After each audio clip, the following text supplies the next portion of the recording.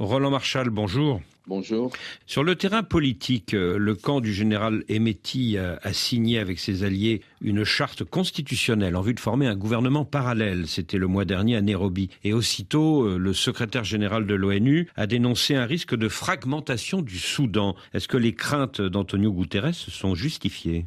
Oui, il y a ce risque. Et en fait, il y a au moins deux scénarios. Le premier vise à dire, les forces de Hemeti qui contrôlent une partie du territoire ont fait des alliances pour agrandir cette zone et puis déclarer une sécession de fait. Elle n'est pas de droit aujourd'hui pour, effectivement, de ce point de vue-là, fragmenter le Soudan actuel. Mais on peut aussi penser que c'est une démarche politique qui vise d'abord à relancer des négociations qui sont dans les limbes. Donc la partition n'est pas certaine. Non, la partition, si vous voulez, c'est là aussi une des dimensions paradoxales de cette guerre. En fait, très peu de dirigeants politiques à l'heure actuelle veulent une partition. Hemeti veut le pouvoir à Khartoum. Et si ça ne change pas à Khartoum, l'idée d'avoir une zone qui serait contrôlée militairement, ça serait une réalité militaire qui peut durer quelques années. On peut penser à la Côte d'Ivoire, mais qui n'aurait à terme pas de capacité de s'inscrire légalement et internationalement et être accepté par tous les acteurs.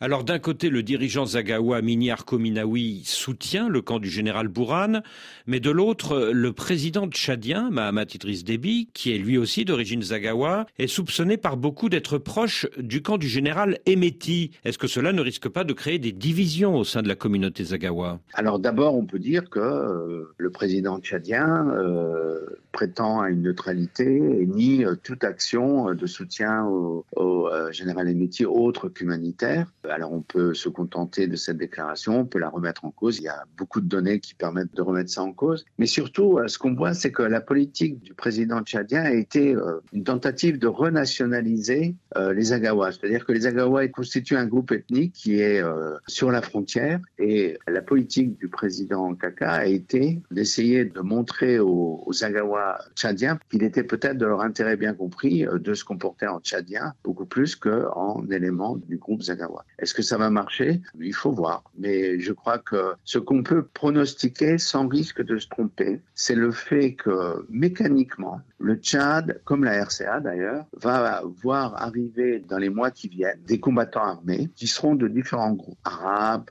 wadaïens, Zagawa et autres, et que ces gens-là vont arriver avec des armes, avec une énorme frustration sur ce qui s'est passé. Et la question qui sera posée, c'est que vont faire ces gens en armes ? Est-ce qu'ils vont faire un peu d'insécurité et puis finalement retourner à une vie civile plus ou moins précaire ? Est-ce qu'ils vont se restructurer en groupe politico-militaire et régler des comptes ? Ce sont des questions qui sont posées aujourd'hui et qui évidemment devraient interpeller la région et également la communauté internationale. Le général Bourhan accuse les Émirats et le Tchad de soutenir les forces de soutien rapide. Est-ce que le chef de l'armée soudanaise peut être tenté de vouloir déstabiliser le régime tchadien ? Oui, c'est un des paris qui est fait par certains opposants tchadiens qui sont allés à Port-Soudan, puisque c'est là où résidait le gouvernement et le général Bourhan pendant de très longs mois, et en espérant se remettre dans la situation des années 2000 où c'est le gouvernement soudanais qui largement finançait l'opposition